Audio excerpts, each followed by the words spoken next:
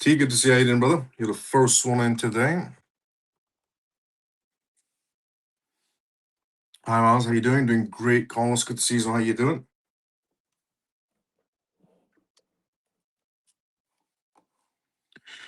Brother Miles, CMF, Comatose. Good to see you. How you doing?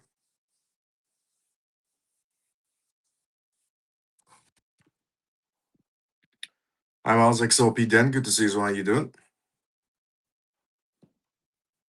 Good evening, Miles. How you doing? Doing great, Cali. Good to see you as well. How you doing? Good evening, Miles. CMF, Free Therapy. Good to see you. How you doing? Hi, Miles. I made it on time. Let's go, Crypto Qs, for making it on time. Good evening, Miles and CMF. Oti, good to see you. How you doing?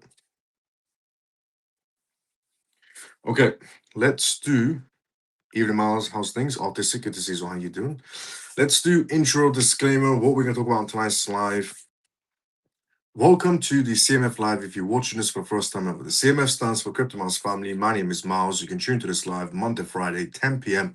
long time onwards for the most recent news regarding cryptocurrency, CBDCs, AI, politics, and regulations. Pretty much everything you should know about regarding what's happening around you in the world. The disclaimer of this live show, as always, is not financial advice, not political advice, and whatever I say is only for entertainment purposes. This is episode 451 of the CMF live show, as everyone's watching right now. And on tonight's live show, we're going to be talking about essentially the Genius Act, is the first thing we're going to talk about, which is regarding President Trump's recent tweet, essentially last night, and essentially what's happened so far. Trump essentially made that tweet.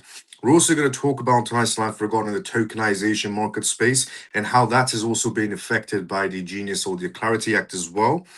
We're also going to talk about tonight's live regarding the institutional side of the crypto space and how much money is going to be pouring into it. We're going to go through news on tonight's live regarding the crypto essentially pack, which is essentially a pack of money made essentially from Coinbase, Ripple, Kraken, and a few other essentially high profile players inside the crypto space that fund essentially political moves in favor of the crypto space in the United States. We're also going to talk about Kraken on tonight's live and regarding the Fed, which is a major news. I'm going to break down a few things for you once we get to that news. We're also going to talk about tonight's live regarding Morgan Stanley and Coinbase and BNY Mellon. We're going to go through news on tonight's live also regarding the Iran situation as well with the US and Israel, and essentially what's been happening in terms of the market space on that side of the spectrum as well. We're also going to go through on tonight's live essentially news regarding XRP and Ripple, as we always do.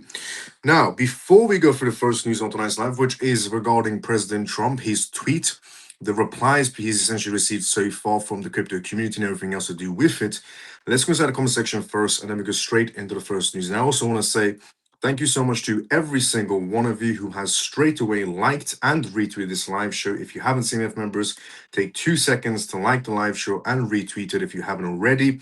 And if you have, thank you so much to every single one of you. I've just pinned the live show on X. If you're watching this on YouTube, just drop a like as well. If you already haven't, if you have, thank you so much to every single one of you again.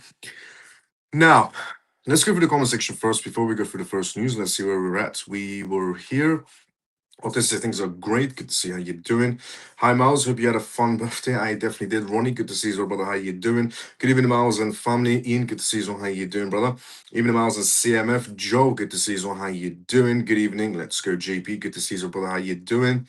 T says, I was expecting a bigger market dump with the war. Then what is your think? We could still have another dump, Miles? Great question, T. Before this war started, I said there are two outcomes on the table, but they both had pretty much the same ending. I said this war is very different to previous wars we've had in terms of the market space, where we had the Ukraine essentially war with Russia, which dumped on the market space, and gold went up, and US dollar reserves essentially when they got stronger. We also had essentially the Israel and the Palestinian war, which again dumped the market space. I said this war with Iran is going to play out very different. I said it's actually going to be a positive for the market space rather than a negative. And I said there's two ways it plays out.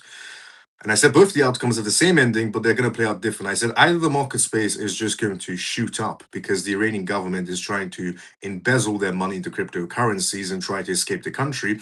So that was essentially outcome number one. And the ending is obviously the crypto market booms. And the outcome number two was essentially that we might go down, but we will come back up essentially because the Iranian government again will be trying to embezzle their money into the market space and trying to escape the country. So I said pretty much they both had the same ending, which is positive for the crypto market space.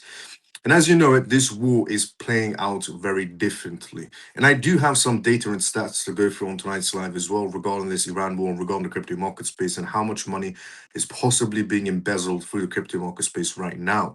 There is a lot of essentially high profile government people that are escaping Iran right now and embezzling hundreds of dollars, essentially hundreds of thousands of dollars, or even millions of dollars, or even billions of dollars. So that's why it's playing out a little bit different. And I explained that before the war started, that this is going to play out very different. I also said we have a Clarity Act on the way as well during this war. This is not a war where the crypto market space essentially gets hammered like it usually does. This is the war that the crypto market space is actually going to be benefiting from compared to any other war out there. And it's just mostly to do with one, a Clarity Act on the sidelines, which Trump essentially, which is the first news we're going to cover on tonight's live, and two, the embezzlement that's going to be happening during this war, which is also going to be boosting the crypto market space. On yesterday's live, I essentially released data that 700% essentially in terms of US dollar outflows were happening, digital US dollars, as well as stable coins, outflows 700% just from the Iranian government. So before we talk more on that, but that's essentially why this war has played out so much different. Now, are we going to possibly have another dump? If we get incredibly major bad news, it's always a possibility we go down because we still don't have the Clarity Act. But as I said, the Clarity Act is the first thing we're going to be discussing tonight's live. But because we don't have a Clarity Act, we get major bad news. Yes, there's a possibility the market goes dumping again once more time. But because this war is still continuing, that means we're going to be expecting more embezzlement, more money laundering from the Iranian government. So crypto shouldn't take too much of a hit. The Iranian government is not going to be able to move their money in terms of dollars or gold, but they are going to be moving their money in terms of cryptocurrencies. It could be stable coins or it could be crypto itself, essentially. Could it also be a relief rally? Yes and no is what I would say. Scott, good to see how you're doing. Share the live. Let's go, Scott. Now, President Trump is the first news we can talk about tonight's slide. President Trump urges a passage of Clarity Act while attacking the banks for undercutting the Genius Act. If you didn't see it, last night, essentially, President Donald Trump, tweeted out regarding how the banks are keeping the crypto space hostage. And it's mostly to do with essentially the banks arguing the point that if we do introduce a Genius Act, essentially with yield for stablecoins, which could be 4% to 6% on stablecoins, and people can earn that on their US dollars, then that's bad for the banks because then people will start taking their money out of the bank accounts and putting it essentially into USDC or USD and trying to earn yield on their US dollars, which makes sense, because the banks will give you 0.6, 0.7% on yearly base, while the crypto space could on a monthly basis even give you 4 to 6% as a yield on your stablecoins. Now, the banks could offer something similar, but they'll be cutting too much into their profits, and therefore they will never offer that.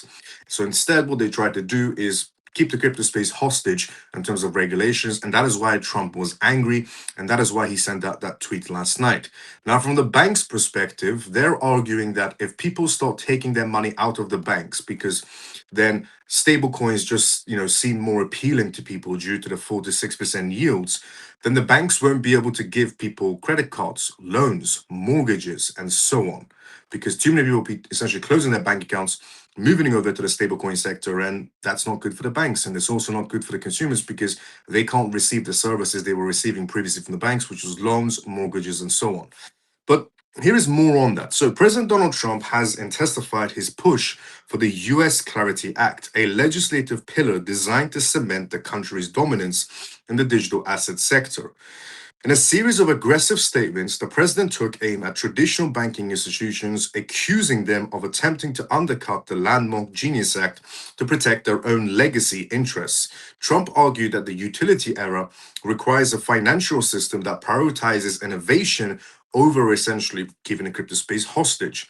suggesting that the banks are standing in the way of a more transparent and efficient digital plumbing for the American economy. This is also essentially keeping the banks transparent in the long run as well. If the banks essentially adapt some sort of a blockchain system, then the banks will also become transparent, and therefore they can't do any sort of dodgy behaviors. And by that I mean many banks. I'm not going to be naming them, but there are plenty of banks. In a lot of cases, we just do a simple search on Google, JP Morgan, HSBC. I said I wasn't going to name them, but there's a few out there that you can just do a simple Google search, and you can see that they have, sometimes unwillingly or willingly, have funded different campaigns that they shouldn't, or essentially helped a lot of high profile people embezzle their money. While the banks may admit they had no idea about it, it's a different story. But they have been fined hundreds of millions of dollars. And when the banks essentially go on the blockchain system, they can't hide that anymore because it's transparent. And therefore, not essentially, if they want to hide it from the public, they might do so due to essentially some sort of legality, or essentially because they want to keep people's funds in terms of privacy reasons. But the government will be able to see every single one of their transactions, which means they can't do any dodgy behaviors anymore. But putting that to one side, the president's theoretic rhetoric followed a high-profile meeting with Coinbase's CEO Brian Armstrong at the same time as well. So before Donald Trump made this statement last night that the banks are keeping the crypto space hostage and they need to stop doing that and need to pass the Genius Act and the Clarity Act with the yields, Brian Armstrong, the CEO essentially of Coinbase, had a conversation with Donald Trump before the tweet. And I could, essentially pretty much guess what Brian Armstrong was trying to essentially say to Donald Trump, because we even had CEO Brian Armstrong once leave a meeting essentially that was organized by bank CEOs and essentially crypto CEOs to have a discussion regarding Genius Act, and Brian Armstrong left because he wasn't getting the result he wanted from the banks, and he thought the banks were being extremely greedy. He knew the banks were being extremely greedy, and he left. So we've seen Brian Armstrong, not throw a tantrum, but be angry at the banks for keeping the crypto space hostage. And he's the man that had a conversation with Donald Trump, and then Donald Trump came out with the tweet that everybody saw last night. So, signaling a tightening alliance between the White House and major crypto industry leaders, Brian Armstrong, essentially Trump Summit, reports confirmed that Brian Armstrong met privately with Donald Trump shortly before the president public essentially backside against the banking sector, the tweet in other words, likely discussing the hurdles facing the current crypto-related bills. The stablecoin sovereignty. Trump's crypto advisors have formally rejected calls from JP Morgan's CEO Jamie Dimon to treat yield-bearing stablecoins like traditional banks. Jamie Dimon, CEO of essentially JP Morgan, contacted Trump's team to have a discussion with Trump on why it's a bad idea to have essentially yields, or if we're going to introduce yields, they should be treated as some sort of banknotes. And Trump's team rejected the phone call from JP Morgan. Essentially, so Jamie Dimon to treat yield-bearing stablecoins like traditional banks, arguing that such a move would stifle the very technology meant to modernize global payments. The administration is forming the Clarity Act essentially as a national security priority right now, essentially for ensuring that the US dollar remains the world primary reserve asset in a tokenized 24/7 global market space. Yes, it's true. If America not only wants to become the capital of cryptocurrencies, but also wants to keep the dominance of stablecoins to be US dollars, then they need to be the one leading the market space, not keeping the crypto space hostage in favor of the banks. So if they want to become capital cryptocurrencies, if they want the US dollars to be number one in terms of stablecoins, you have to be the innovator out of essentially everyone out there, not the ones keeping a hostage. And that's what Trump is trying to argue. White House rejects Jamie Dimon's stance. So here's a little bit more on that. The Trump administration has drawn a firm line against Wall Street's attempt to bring yield-bearing stablecoins under the umbrella of traditional, essentially, banking regulations. Following public comments from Jamie Dimon suggesting that these assets should be governed by the same capital and liquidity requirements as commercial banks, the president's top crypto advisors countered that such heavy-handed oversight is essentially a relic of the past. They maintain that the unique architecture of digital assets follows for real-time transparency and categorization that essentially traditional banks cannot match, making Dimon's proposed bank-like treatment essentially redundant and harmful to the utility era growth. As you can tell, Trump really cares about this utility era that we're going to be having this year. The rejection of Dimon, essentially Jamie Dimon's proposal, highlights the growing friction between the new finance and the old finance. Innovation versus regulation. The White House believes that applying 20th century banking rules to 21st century stablecoins would drive developers offshore and cede the future essential financial plumbing to foreign competitors, which is true. If stablecoin essentially, companies or essentially developers don't get what they want from the American market space, then it will just be like Biden's era. They will all just essentially go to the UAE, where it's a lot more crypto friendly out there. They're easier to get some sort of a crypto regulations and operate out there. Direct to consumer efficiency.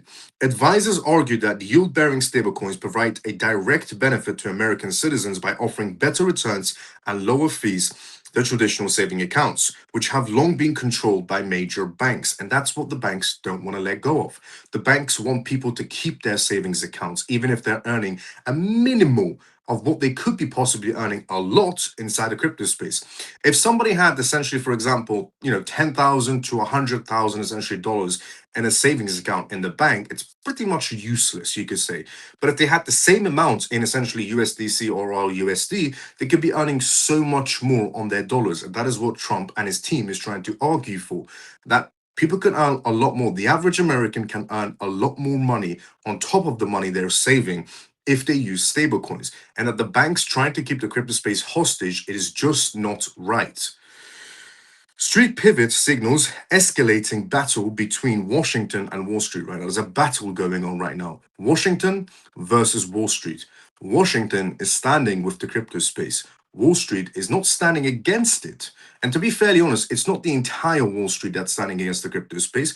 It's just the banks that are standing against Wall Street. It's not all banks, but it's the majority of them because they're losing competition right now.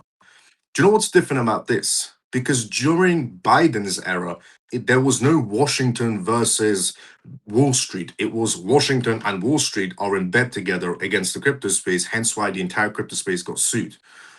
But this time around, it's Washington with the crypto space versus Wall Street.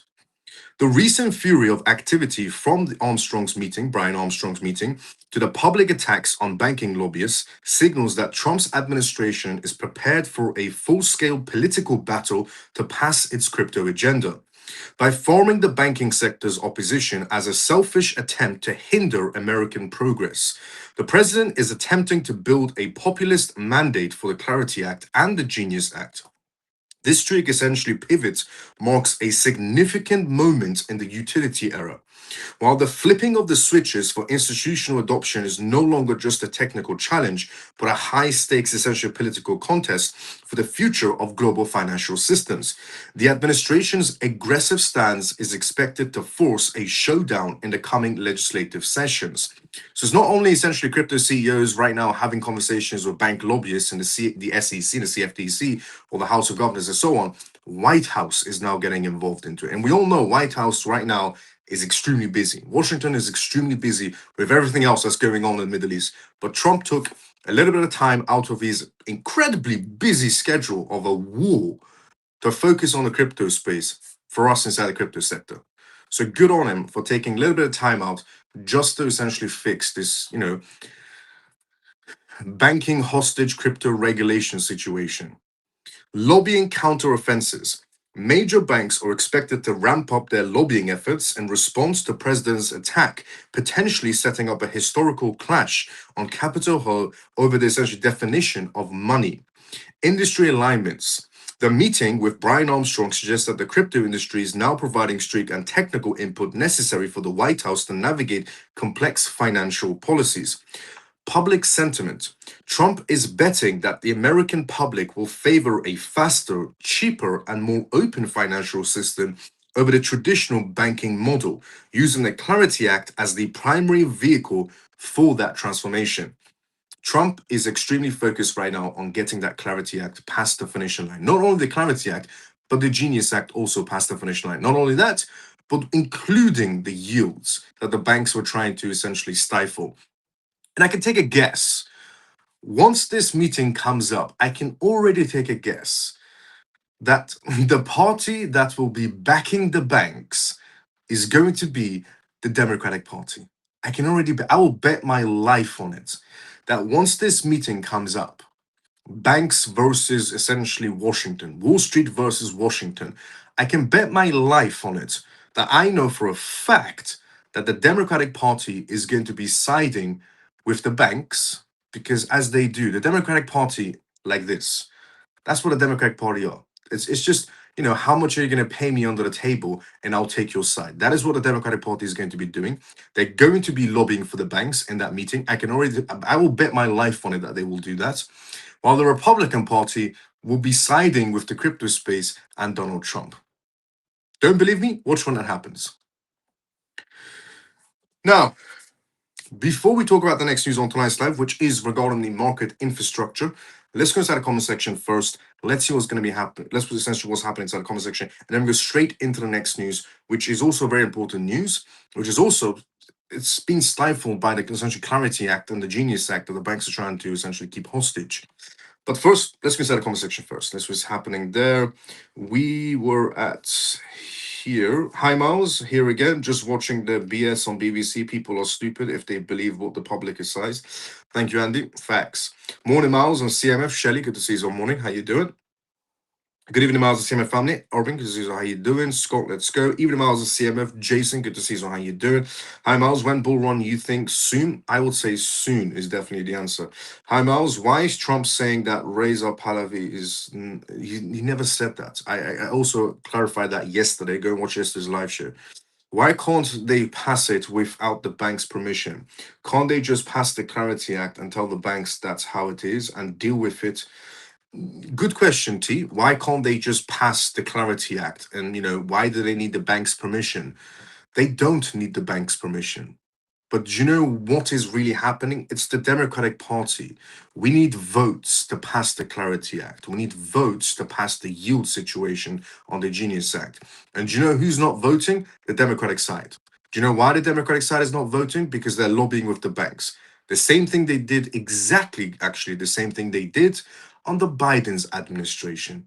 The banks and the government lobbied against the crypto space during Biden's administration. Now the banks can't lobby with the administration because Trump's administration doesn't take BS. So the banks are just essentially siding with the Democratic Party.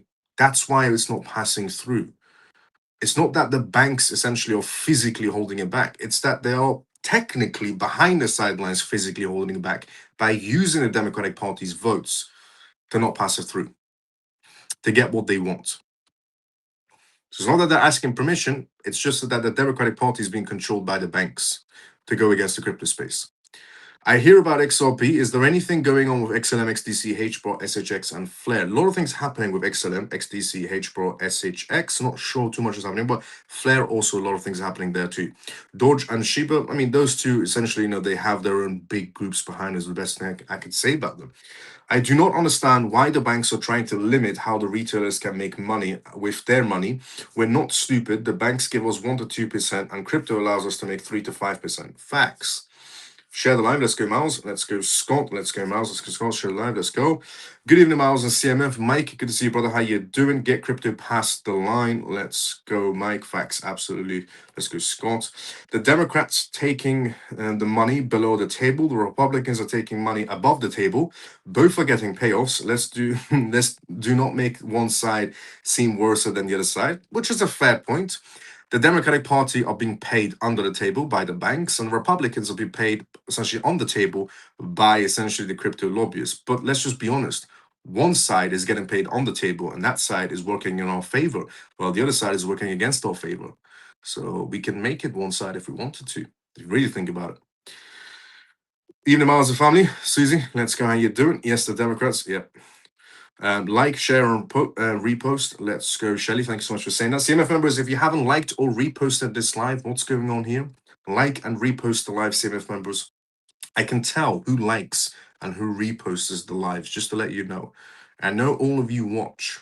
And I know for a fact that some of you do like and repost, and some of you don't, and I don't understand why. If you're tuning in every day, it's not that difficult. Drop a like, drop a repost.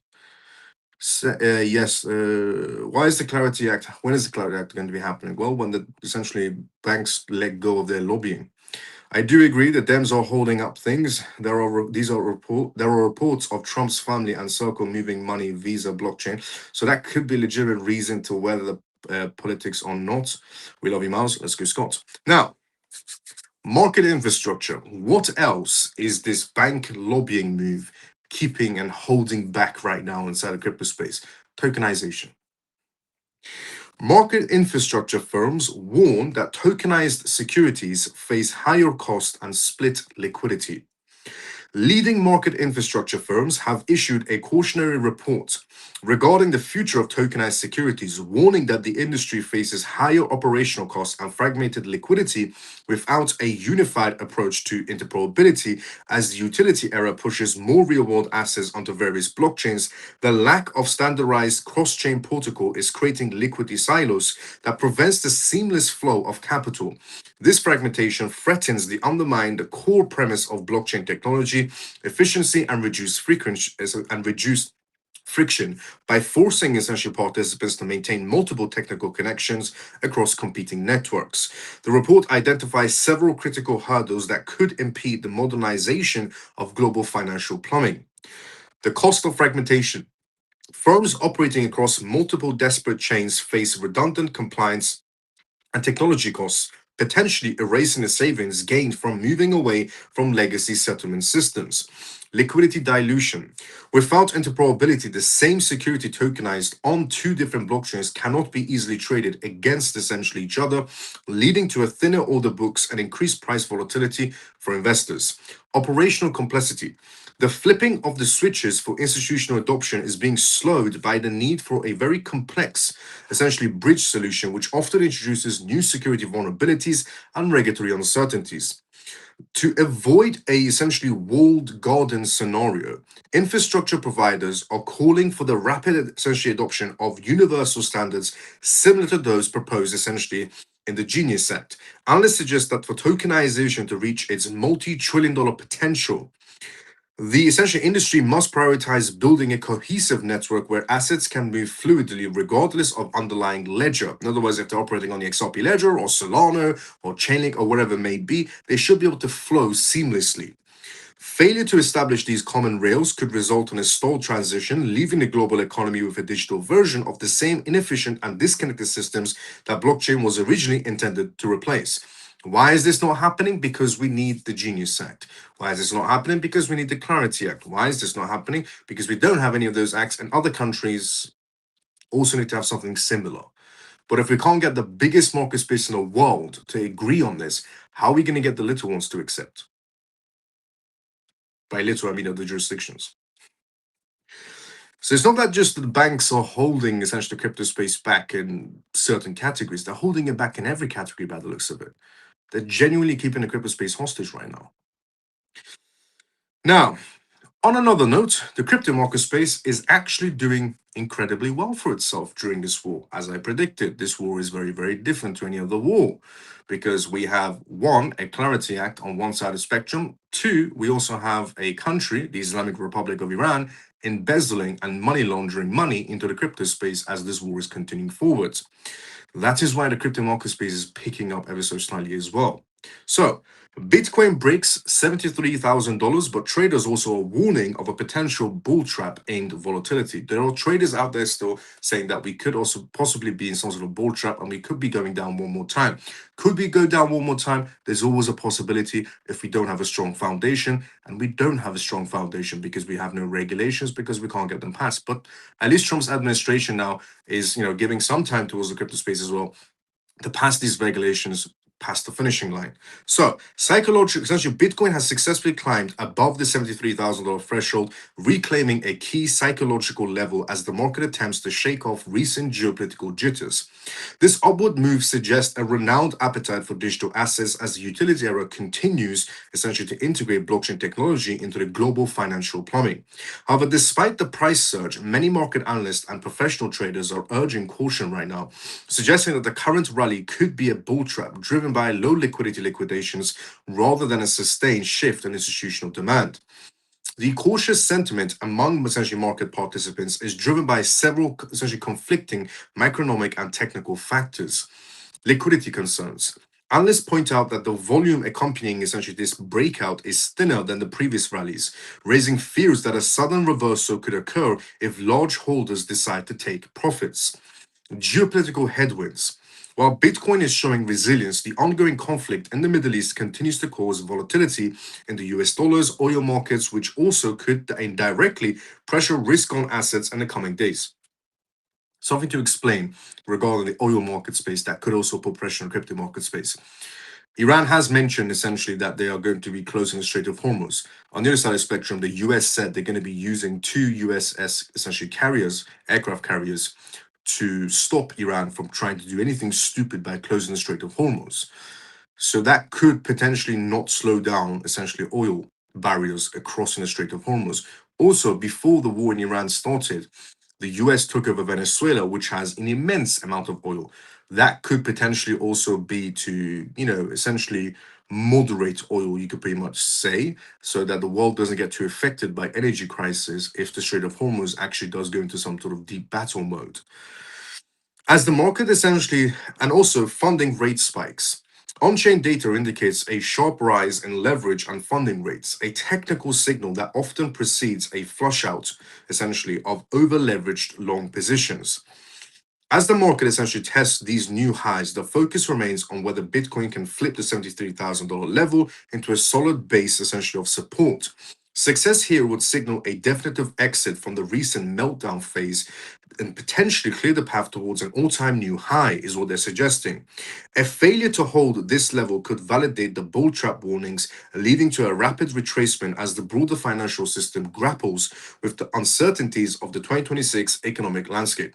If Trump's administration is able to pass the Genius Act and the Clarity Act and get it past the finishing line, then Bitcoin and the rest of the crypto market space are going to be going shooting up, is one of the outcomes. The second outcome I've given as well, it passes, it goes a little bit up, comes back down, nothing happens, and then it suddenly goes back up. And the ones that do go back up is the utility era.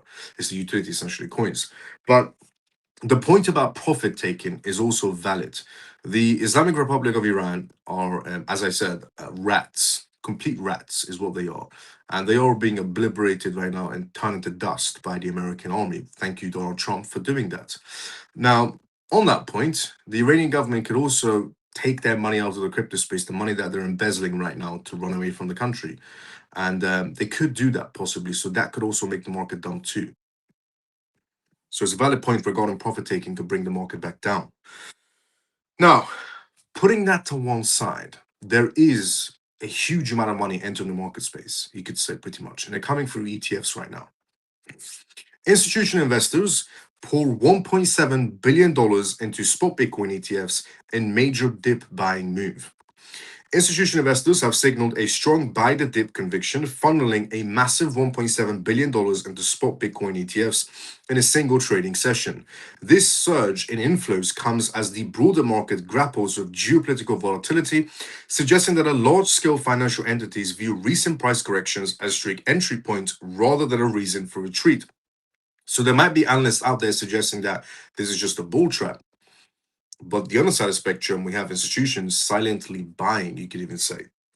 So, this aggressive accumulation highlights a shift in the utility era where Bitcoin is increasingly treated as a core institutional asset rather than a speculative side play, further stabilizing digital financial plumbing during periods of global uncertainty. The record-breaking inflows reflect a maturing market structure dominated by professional clients and capital. Wall Street conviction.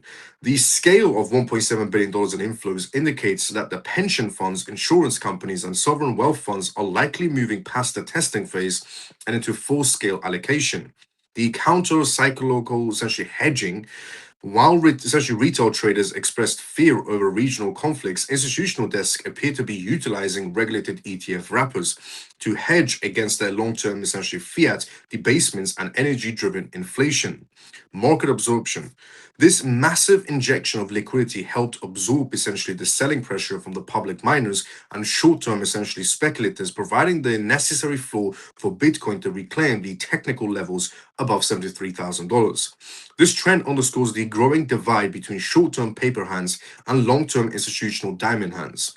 In the 2026 market space, analysts suggest that as more switches flip for global adoption, the influence of spot ETFs will continue to dampen extreme volatility also by creating a consistent source of demand. As utility era essentially progresses, the ability of the market to handle billion-dollar daily inflows without systematic stress is being hailed as a treatment to the resilience of the new digital monetary framework. So on one side of the spectrum, we have analysts saying this could be a bull trap. Everybody jump out. On the other side of the spectrum, we have institutional inflows and coming in from pension funds, insurance companies, to high-profile clients. While the retail section might be panicking because of a war, the institutions are buying because of this war. I think it's this war is also going to be used as some sort of a, as much as it is genuinely, a good thing. Wars are never a good thing, but this war is. And you can only understand it if you're Iranian yourself. But this war is actually a very good thing. Trump is doing a lot of positiveness by taking out essentially the Iranian government. Good on him for doing that. As I said many times, thank you, Donald Trump, and thank you, Bibi Netanyahu, for doing this, because nobody else will take action against the Islamic Republic of Iran, who are absolute rats and deserve to be in hell. Putting that to one side, this war could also be used as some sort of a distraction to put fear and install fear inside the market space so that people think, oh no, this could end very bad, while the institutional sector is actually buying because they know for a fact, whether they like it or not, the Clarity Act will be passed, especially now with Trump's tweet that no matter what, we are going to be passing that Clarity Act and Genius Act across the finishing line. Trump is a man that doesn't bluff. We've seen that many times. And he doesn't take no for an answer when it comes to business. We also know that for a fact. Trump essentially, was threatened by Venezuela, essentially dictator, and he said, "Come and get me," basically, if you have kahunas. 24 hours later, he was arrested and taken to the United States. Same goes with the Iranian government. They essentially said Trump is a nobody, we will take him out, and so on. And it took 6 hours for the supreme leader of Iran to be completely turned into dust. Same also goes for Spain, for example. Spain said essentially they're not going to be upping the ante on their NATO essentially purchases to 5%. And then they also said that Trump is not allowed to use the Spanish air bases for this war. And Trump's response was, I don't care at all. If I want to use the Spanish air bases, I will use the Spanish air bases, and they can't do nothing about it. That's the type of person Trump is. He doesn't take no for an answer when it comes to business, especially when it comes to show his power. So if Trump is saying he is going to get the Clarity Act and the Genius Act past that finishing line, whether the banks like it or not, he means it. Because we've seen him more than a few times say something and take the action. He's the type of person that puts his money where his mouth is. If he says it, he's going to do it. We just don't know when, but he's going to do it. So, based on that, the banks and institutions know for a fact, and especially the CEO essentially of JP Morgan, Jamie Dimon, is calling Trump's administration, trying to explain to Trump's administration why it's better for the banks to be controlling the market space. And Trump's administration is rejecting his call. Not, picking up his phone call going, yes, Jamie Dimon, what's your perspective? No, they're not even picking up his phone call. So it's a clear answer to Wall Street, essentially, to the banks and institutions, that whether they like it or not, this Clarity Act and this Genius Act is going to pass. You like it or not, you could cry about it, it's going to pass, is what Trump, essentially what Trump is trying to say to everyone. Based on that, hence why the institutions started, and pension funds and insurance companies started all of a sudden buying Bitcoin ETFs. Because whether they like it or not, it's going to pass. which means while everybody might think this wall is going to damage the market space, in fact, this wall is going to be a slight distraction where retail panics, institutions are buying because they know the Clarity Act is going to get passed either way now, especially when Trump made that tweet. That's the type of person he is. If he says it, he's going to do it, and nobody's going to get in his way. It could be the Supreme Court, it could be Congress, it could be the Democratic Party. If he has something on his mind, he's going to get it done, no matter what anybody says. And whether you like Trump or you don't like Trump, you can respect that, because we don't have enough leaders in this world who say something and actually take action on it. Now, the next news we're going to talk about on tonight's live is regarding the crypto pack action. Before we talk about that, let's go inside the comment section first, and it is extremely positive what I'm going to talk to you about next inside the crypto space. Before we talk about that, let's go inside the comment section first. Let's see what's happening there, then straight into the next news. So let's go around to the comment section. Due to okay, now we're here. Manny, good to see how you're doing. Good evening, Vietnam. Greetings, Miles of CMF. Let's go, Ray from Vietnam. Let's go, Miles. Let's go, Scott. Shed live. Let's go, Scott. Due to the undeclared war situation with the use of XRP or Ripple, there could be, yes. I think eventually BTC will bow to XRP. Just thoughts, not advice. I agree. I'm a believer in XRP, XDC, XLM, and HBOF first and foremost, and there's a few more that I'm watching as well. Fair enough. Watching SHX, Floor, Dodge, and Shiba. It's not just advice, just sharing as watching and purchase them. Fair enough. Now is a good time to focus. Now is a good time for the US to become the crypto capital of the world and to use XRP to reduce the debt. Is a perfect situation, in my opinion. I also agree. I applaud you, Mouse, for all you are dealing with, and you still conduct the shows daily, thinking about your family and friends and country, yet still thoroughly doing your job. Thank you. Thank you so much, Scott, for the kind words.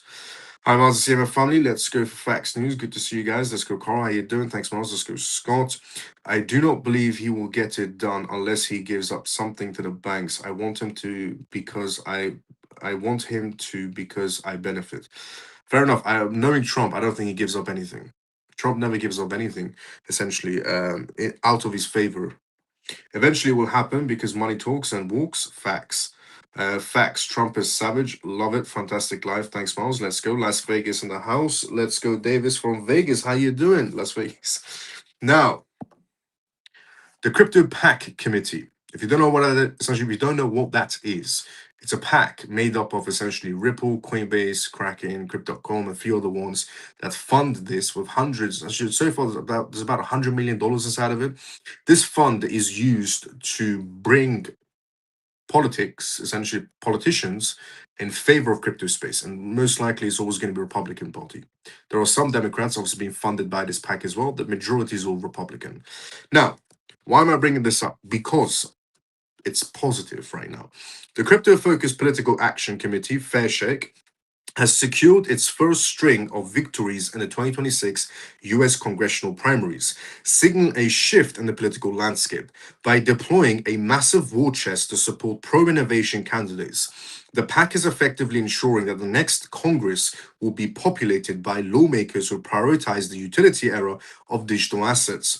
These early wins demonstrate the growing influence of blockchain industry in Washington as candidates who embrace decentralized finance and modernized financial plumbing outperform these clinging to legacy banking protections.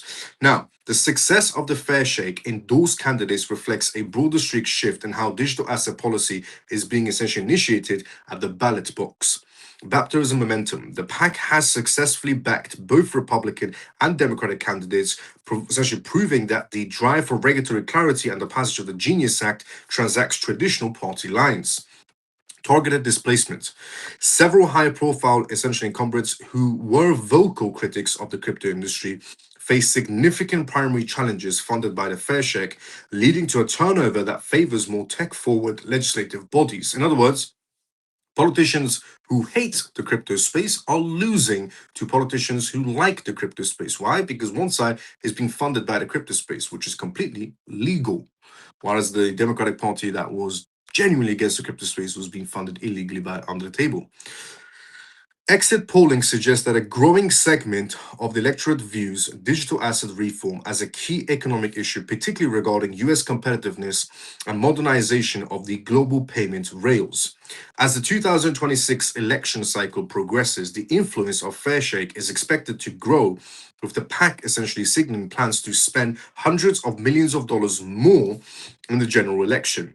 Analysts suggest that these primary victories are a canary in the coal mine for anti crypto politicians, as the industry's ability to mobilize capital and voters becomes decisive factor in a tight race. With the flipping or essentially of switches for institutional adoption already on the way, the emergence of pro-crypto Congress could provide the final legislative push needed to cement the United States as the global leader in digital economy. So, in other words, the Fair Shake essentially pack for the crypto space is doing an amazing job right now. They're funding more essentially pro crypto politicians, and essentially the votes are looking good, you could pretty much say. And regarding the midterms, Trump is going to be doing exceptionally well, especially from the not only from the crypto community, but every Iranian American is going to be voting essentially in favor of Trump and Republicans in the midterms, essentially. You could just definitely see that's going to be happening. Now, moving on essentially from the fair shake, doing what needs to be done to Kraken. This is amazing news, incredible news. That's just came out from Kraken. If you haven't seen it, I'm about to share it with you. If you have seen it, well, here's a little bit of a breakdown on it. Kraken becomes the first crypto company to secure a Fed master account access. In a historical shift, essentially, for the American financial system, Kraken has reportedly become the first digital asset firm to secure a Federal Reserve master account. This milestone, first reported by Wall Street Journal, allows the crypto exchange to bypass intermediary commercial banks and plug directly into the Federal Reserve payment systems. By gaining this access, Kraken can settle transactions in central bank money, effectively placing the firm in the same operational footage as traditional global lenders and signaling a massive leap forward for the utility era of finance. The granting of the master account to a crypto native entity carries a profound implication for the industry's financial plumbing. So here's a bit of a breakdown of what exactly is going to be happening. Eliminating intermediary risk. Direct access to the Fed allows Kraken to process US dollar transfers such as ACH and FedWire without relying on third party banks that have historically essentially been hesitant to serve the crypto sector. Cost and speed efficiency. By flipping the switch to direct settlements, the firm can significantly reduce transaction costs and settlement times for institutional clients, creating a more seamless bridge between crypto and fiat. Institutional legitimacy. This move is seen as a definitive regulatory nod, suggesting that the Federal Reserve now views well capitalized digital asset firms as a systematic participant capable of adhering to the highest standards of federal oversight. Why is this also incredible news for the rest of crypto space? Because if they let Kraken in, there's higher chance they're going to be letting more crypto firms into the Fed. Market analysts are describing this development as a watershed moment. It could break essentially the long-standing banking blockade against the crypto industry. For years, the digital asset space has struggled with debanking risk, but Kraken essentially success provides a blueprint for other compliant firms to seek similar status. As the US moves to modernize its payment rails, the integration of crypto native firms into the core of central banking infrastructure ensures that the dollar essentially remains at the heart of the emerging global digital economy. It's incredible news for Kraken. It's also incredible news essentially for the rest of crypto space as well. And also, it shows you that the Fed is willing, or the OCC is willing, to open the doors to the crypto space. Now, moving on from that to Morgan Stanley, BNY Mellon, and Coinbase. Morgan Stanley taps Coinbase and BNY Mellon for custody in proposed Bitcoin ETFs. Morgan Stanley has officially selected Coinbase and BNY Mellon to serve as the primary custodians for its proposed spot Bitcoin ETF, marking a major step forward in institutional digital asset integration by partnering with the world's largest crypto native custodian alongside the oldest bank in the United States. Essentially, this dual model designed to provide maximum security and regulatory compliance, essentially this move is seen as a critical reinforcement of the financial plumbing necessary to support a crypto era, ensuring that trillions of dollars in wealth management capital can safely transition into a digital economy. The selection of these two partners highlights a strict blend of crypto native expertise and legacy financial stability.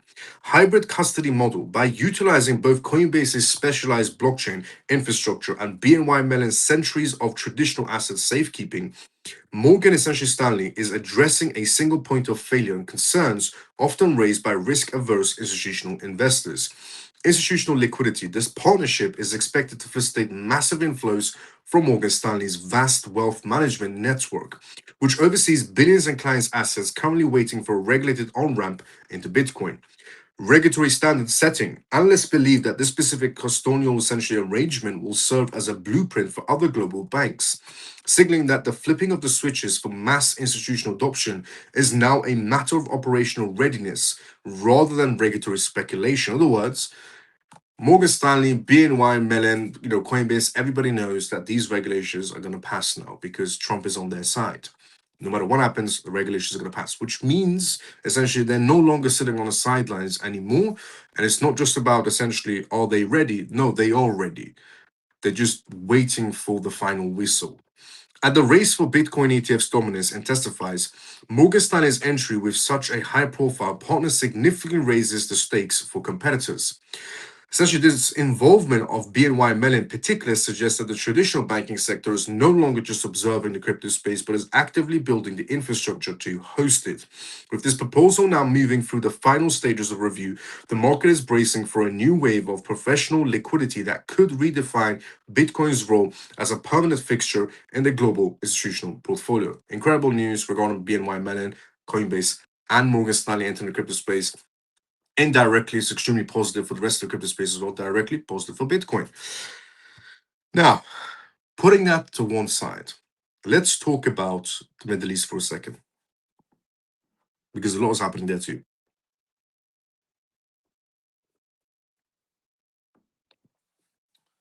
Blockchain analysts clash over nature of Iran's growing crypto outflows.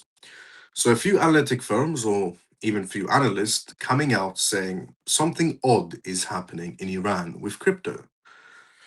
And well, here it is. Blockchain analyst firms are currently divided over the interpretation, essentially, of massive surge in cryptocurrency outflows originating from Iranian-linked digital wallets following the recent military escalations. While some investigators categorize the moment as a massive exodus of essentially of private capital fleeing a destabilized local economy, others argue that the data suggests a state level firewall strategy designed to protect the national reserves from international sanctions. Okay, it's exactly what I said before this war essentially started. It's exactly what I said before this war started. I said the Iranian government, before this war started, I said the Iranian government is going to be embezzling their money, or essentially laundering their money and moving it into crypto. It's exactly what the analysts are talking about right now. Analysts are coming out and going, this is odd.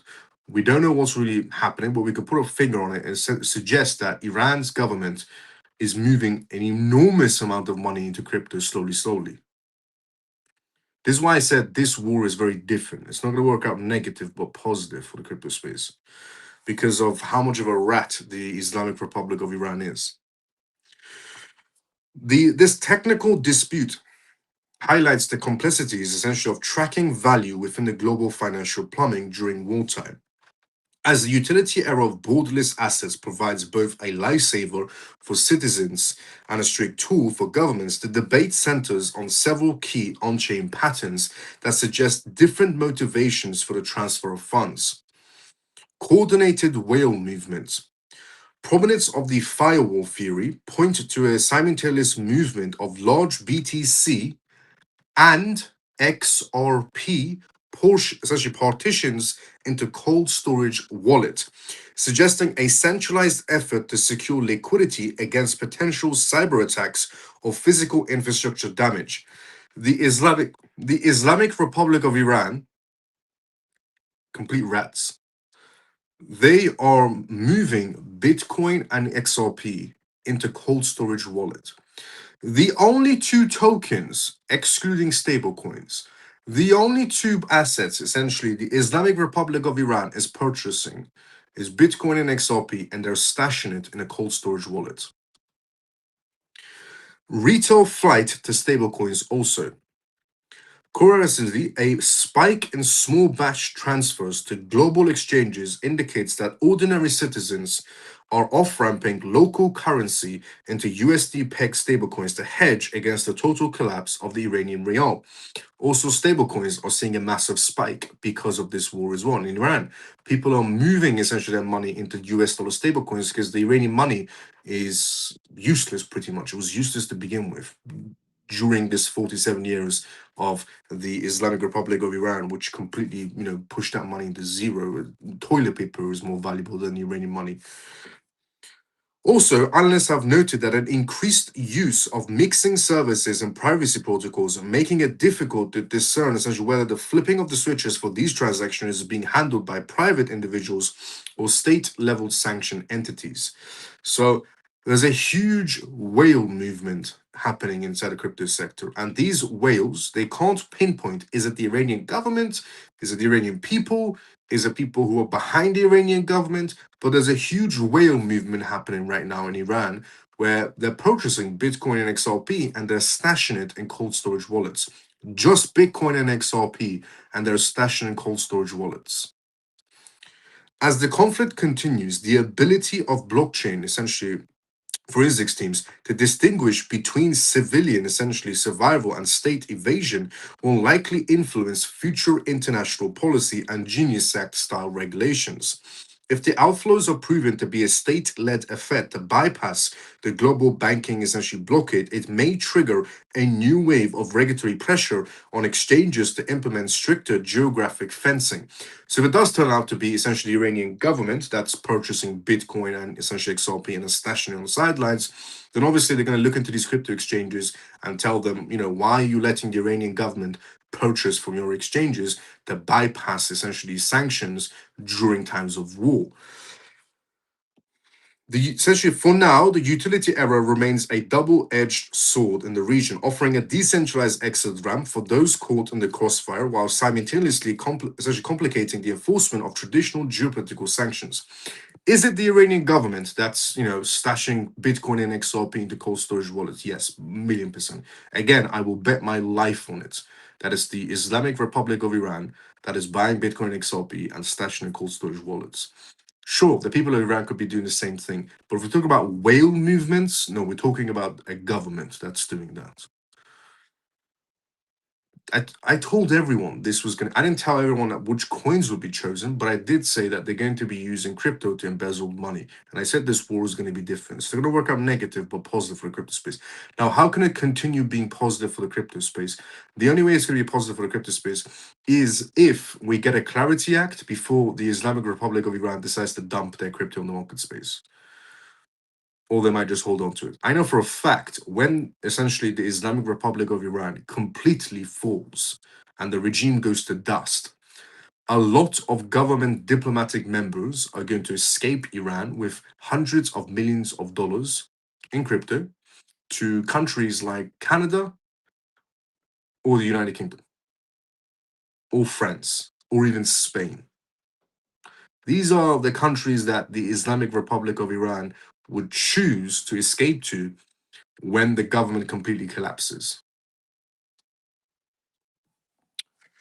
Now, why do I know this? Because these are the countries. Well, France, for example, is the country that installed the supreme leader, Ali Khamenei. France was the one that installed, essentially, and brought Ali Khamenei, essentially, into Iran. France was the one that did it. France was the one that educated, essentially, up to a certain level, educated essentially Ali Khamenei, who is turned into dust by the American soldiers within 6 hours, and the Israeli soldiers. But France was the one that essentially, because the Shah of Iran exiled that man, and then France was the one that educated and brought him back into Iran. So that's why the Islamic Republic of Iran would choose France as their next home, basically.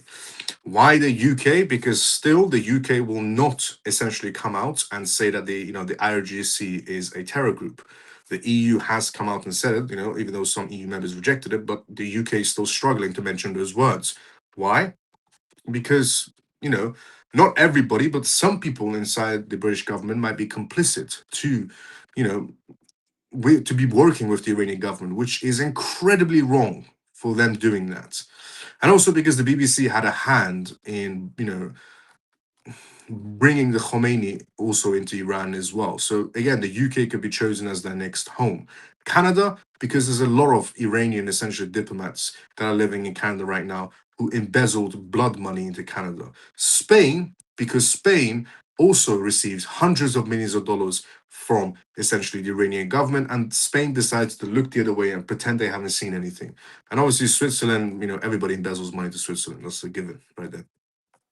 But that's why those particular countries, because they're the ones that essentially, tend to look the other way and let everybody in. As long as you have money in certain countries, you could be anyone. But as long as you have money in certain countries, the doors are always going to be open to those types of people, which is incredibly wrong. Incredibly wrong. Because if somebody steals a candy bar, for example, if somebody steals a Snickers bar, for example, or a packet of crisps, they could be fined or possibly sent to prison in some jurisdictions around the world. But somebody like the Islamic Republic of Iran could, who is using blood money is more than welcome in these countries, which is incredibly wrong. Incredibly wrong. There's a double standard in this world, and it's not right, which is money talks. I get the point, money talks, but there should be a difference between money talks and blood money talks, because blood money should never talk, and it should, shut the F up when it comes to blood money. But if it's entrepreneurial money, that's different. But before we talk about the next news on tonight's time, let's go inside the comment section first. This is what's happening there. And the next news is regarding Ripple and XRP.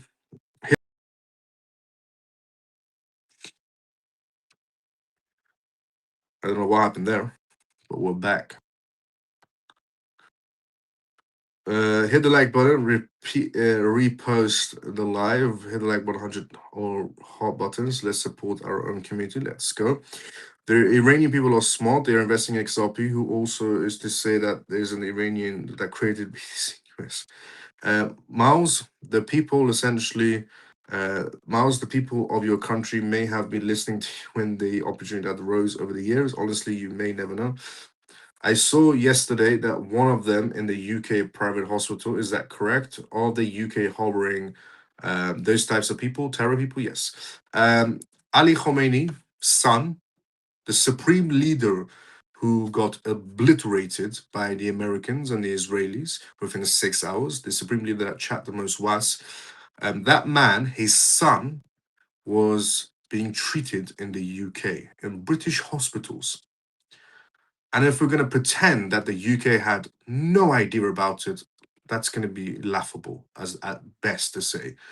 But there's a reason why certain countries won't come out against the Islamic Republic of Iran, because they're being paid off to not come out and say anything about it.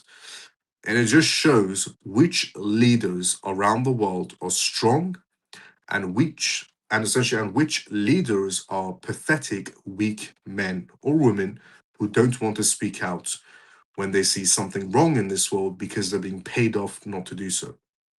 It just shows you, in this world, who is strong as a leader and who is weak and pathetic.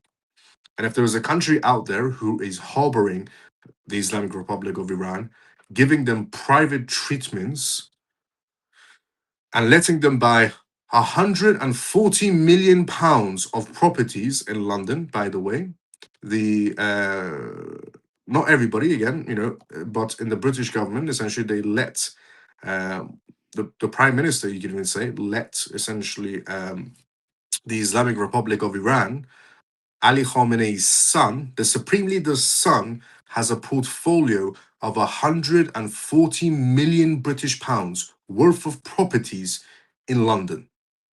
Why does the supreme leader son from a sanctioned country who funds terror acts is allowed to buy £114 million worth of properties in London.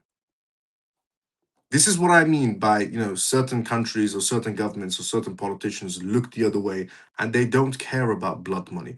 There's a reason why, essentially, the world is the way it is because some people let some people get away with anything they want, pretty much, which is extremely wrong. And that is why the UK, well, not the UK, but in Keir Starmer, this is why Keir Starmer struggles to essentially reject the Islamic Republic of Iran. He struggles to reject them. He struggles to see that they are a terror group. The Islamic Republic of Iran attacked two British bases in Cyprus. Two British bases in Cyprus were attacked by missiles and drone attacks, essentially, from the Islamic Republic of Iran. And what did Keir Starmer do? Did he protect those British soldiers, men and women? No, he couldn't care less. He genuinely couldn't care less. He said, I'm sending I'm sending an aircraft. I'm sending the Royal, essentially, RAF aircraft over to Cyprus to be defensive rather than to attack.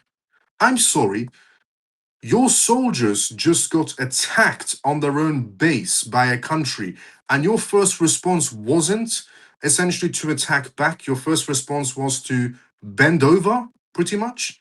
Your first response was to, you know what, I'm going to send one ship and make it look like I did something. How about you stop accepting money from the Islamic Republic of Iran and stop bending over for the Islamic Republic of Iran and do something about it? How about you start protecting British soldiers, men or women? If you're going to come on the news in the UK and say, we need more soldiers essentially on the front lines in the UK, we need more soldiers to protect the British seas, then how about you start protecting the British soldiers first before you start requesting for more soldiers to join? Because that is just absolutely absurd. There's a reason why Trump got angry at Keir Starmer and called him, he's no essentially Winston Churchill, because he isn't. He's a pathetic little weasel. British soldier and men, lives at risk in Cyprus at their own bases, and Keir Starmer's response was, we're not going to attack, we're just going to stand still. What kind of a response is that? This just shows, and there's a reason why Ali Khamenei's son has a $140 million portfolio worth of properties in London and whatever else he may have. There's a reason why the supreme leader of Iran's son gets private treatments in the UK because they're being paid. But honestly, what kind of a weasel response like that? If that was Trump, if two US air bases, actually two US essentially bases, got attacked by drones and missiles, you know for a fact, as much as people might hate Trump or like Trump, you know for a fact Trump would have taken action like this. He wouldn't be sending one ship over to stand still. No, he would be sending the entire US army to show who's boss. Whereas Keir Starmer, nothing. He sends one ship that has barely left the port. It hasn't even left the port. So honestly, it just baffles me. Essentially, is this United Kingdom or not? Is this Britain or not? Why are you bending over for the Islamic Republic of Iran? Do something. Prove you're British. Prove this is United Kingdom. Because for now, you're looking weak. It's a shame what this country has turned into. Honestly, it's really a shame. They're letting everybody control their thoughts. Surely, honestly, it just baffles me how your bases got attacked. British soldiers attacked, and his first response was, we're going to send one ship that has barely left the port, and we're going to stand still. We're not going to attack, just going to stand still. It just honestly baffles me. I'm probably not the only one that's baffled by that. I saw yesterday that Miles, do real things. Essentially, France government can join the US in this war with Iran government. France's government, obviously, they were the ones that sent Khomeini back and forth, 47 years ago. So Let's see if they're really going to do it. Surely they can't just move somewhere else and cash out because of KYC. They can, probably in Asian market space.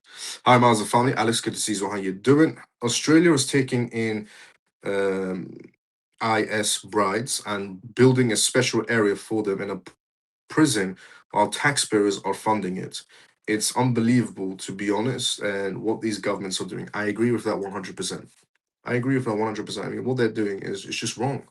Why are our governments not fighting for us? Honestly, this is why we say we need someone like Trump, because he doesn't stand for BS. This is why I say, if you hate Trump, you really don't understand what that man is, who that man is. If you hate Trump, you really don't know who that man is. Because at least, essentially, whatever people may say about Trump, at least he stands behind his American soldiers. Honestly, at least he stands behind men or women, essentially American soldiers. At least he stands behind them. At least he stands behind the veterans. At least he stands behind his people. At least he's trying to pass the crypto regulations for the crypto space. There's nothing positive I could pretty much say about any other president or politician out there or prime minister out there right now. Nothing.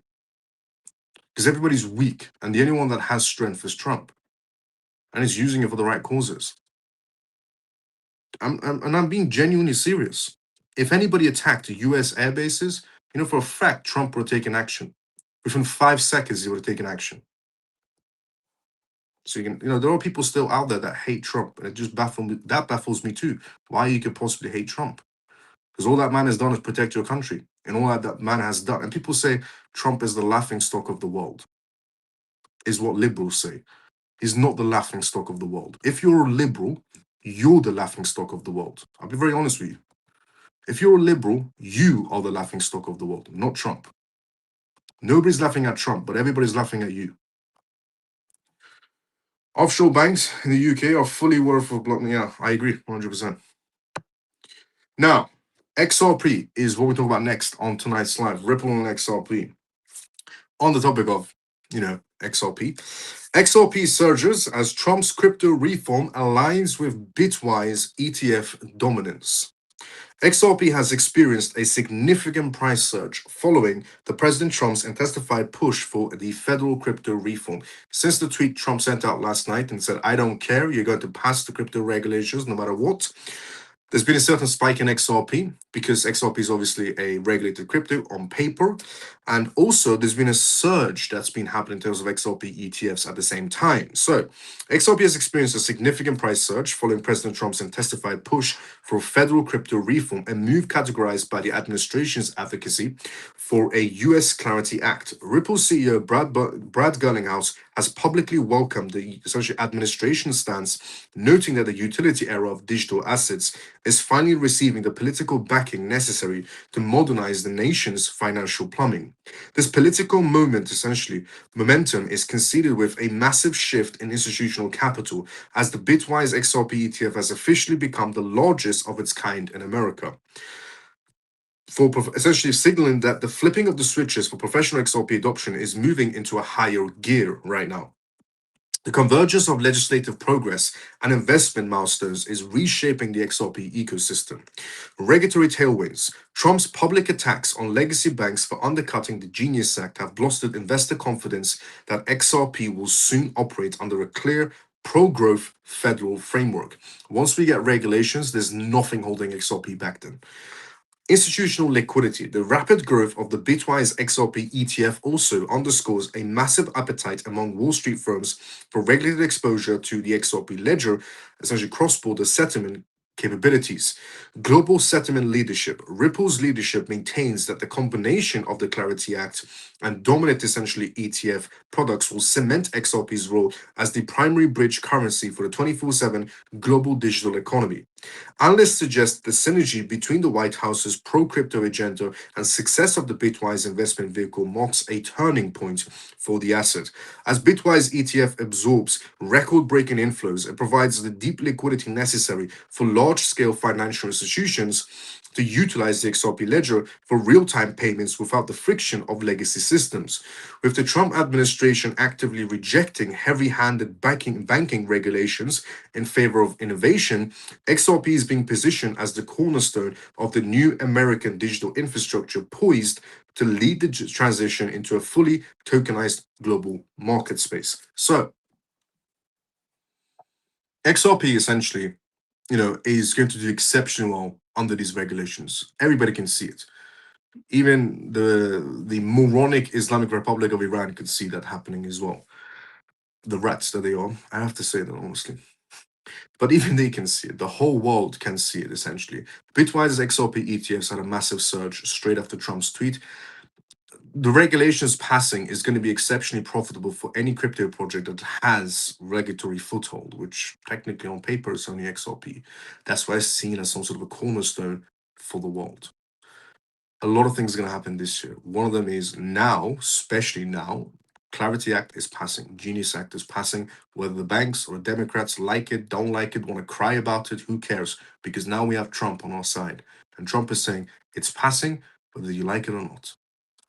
On that note, we have reached the endings of tonight's live. This was the CMF live show. It stands for Crypto Mouse Family. My name is Miles. You can tune this live Monday, Friday, 10 p.m. London time onwards for the most recent news regarding cryptocurrency, CBDCs, AI, politics, and regulations. Pretty much vital information for you to know about regarding the world completely transforming into a digital space. Disclaimer of this live show, as always, is not financial advice, not political advice, and whatever I say is only for entertainment purposes. So, before we do go, and this was episode 451 of the CMF Live Show, 452 will be tomorrow. Before we do go, obviously, let's consider the comment section first. And the disclaimer of this live show, as always, as I said, not financial advice, not political advice, and whatever I say is only for entertainment purposes. Now, let's consider the comment section first, this was happening there, and then we will call it tonight. Let's go. Davis from Vegas with the Venezuelan flag. Offshore banks in the UK. Oh, yeah. The dominance of the British Empire is being brought down by Trump behind the scenes. That might explain why any of these situations are happening within the Commonwealth. Good night, Miles and CMF. Thank you for a great live and news. JP, let's go, brother. See you tomorrow, same time as usual. Thanks, Miles. Have a great night and see you tomorrow, same time. Autistic, let's go. See you tomorrow, same time as usual as well. Thanks, Miles. Good night, all. Let's go, Stormy. See you tomorrow, same time as usual. Missed my last comment. Great show. Take care, Miles, CMF. Let's go, Ray. What was your last comment? Your last comment. Oh, there we go. That's your last comment. Can't imagine siding with the American hating Democrats and bankers / Federal Reserve. Crazy work, bro. I agree, Ray, 100%. And sorry for missing your comment there, Ray. Let's see where I was. Thanks, Miles. Great live. See you tomorrow, Comatose. Let's go see you tomorrow, same time as usual. And thank you, Miles. See you tomorrow. Mike, see you tomorrow, but at the same time as usual. Great live, Miles. Good night, Miles and CMF. Let's go, Jason. See you tomorrow, same time as usual. Congratulations on program 451, Miles. Let's go. Scott, see you tomorrow, same time as usual. Thanks, Miles. Thanks again. Let's go, XRP Den. See you tomorrow, same time as usual. Good night, Miles and family. Great live. Many thanks. See you tomorrow, brother. Let's go, Ian. See you tomorrow, same time as usual. Another great program. Late we'll watch. Let's go, Davey. Another program of integrity, Miles. Let's go, Scott. Good night, Miles and CMF. Great news on live. See you tomorrow. Let's go, friend forever. See you tomorrow, same time as usual. Share the live and please post a comment outside the live. Let's go, Scott, for saying that. CMF members, if you haven't liked or retweeted this live show, I don't understand why. Take few seconds to like and retweet this live show if you haven't already. If you have, thank you so much for liking and retweeting. If you watch us on YouTube and you like the live show, thank you so much. If you haven't liked the live show, put a comment outside the live on both X and YouTube, depending on where you're watching from. And if you followed and subscribed to me during this live show, thank you so much and welcome to the CMF. Great live, Miles. Valuable information as always, Miles. See you tomorrow. Let's go, Shelly. See you tomorrow, same time as usual as well. Callie, see you tomorrow, same time as usual as well. God bless. Thanks for your analysis on crypto markets. We know it is not easy to talk about some difficult topics, particularly when it's about Iran. Have a nice sleep and see you in the next live show. Let's go, Carl. See you tomorrow, same time as usual. Share the live. Also, post a comment outside the live. Let's go. Prayers for your family and friends, Miles. Thank you so much, Scott, for the kind words. Mike, let's go with the crystal balls.